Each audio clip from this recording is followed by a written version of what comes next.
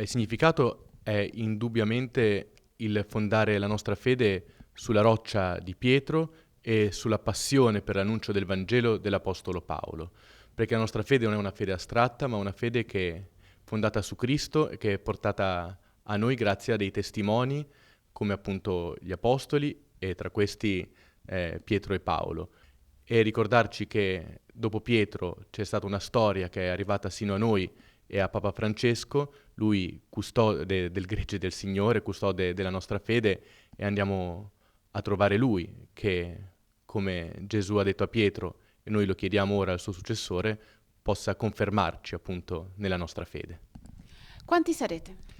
Saremo 195, che è un numero molto alto, siamo alla sesta edizione di questo momento che è nato forse un po' così in sordina, ma che negli ultimi anni, complice anche 2 anni fa l'evento eccezionale dell'udienza privata che ha concesso il Papa ai giovani di allora, ha visto un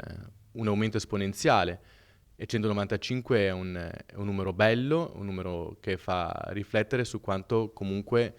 questo pellegrinaggio, che non è una cosa scontata, un po' anche se vogliamo diverso rispetto alle esperienze dei campi, però comunque è un evento atteso e che suscita interesse nei ragazzi ma anche negli educatori, nei sacerdoti che lo propongono a loro. Nelle 2 sere che trascorrerete a Roma, 2 appuntamenti con altrettanti ascolti. Sì, la prima sera incontreremo Federica Ancona,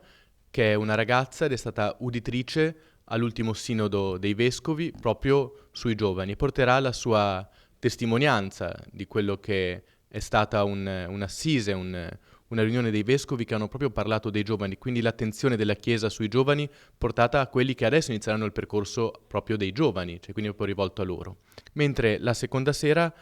incontreremo Arturo Mariani, che è un ragazzo che è nato senza una gamba. Attraverso lo sport non si è dato per vinto e lui è un campione di calcio della nazionale amputati, come dire che anche se a volte ci sono dei difetti fisici, questo però non vuol dire che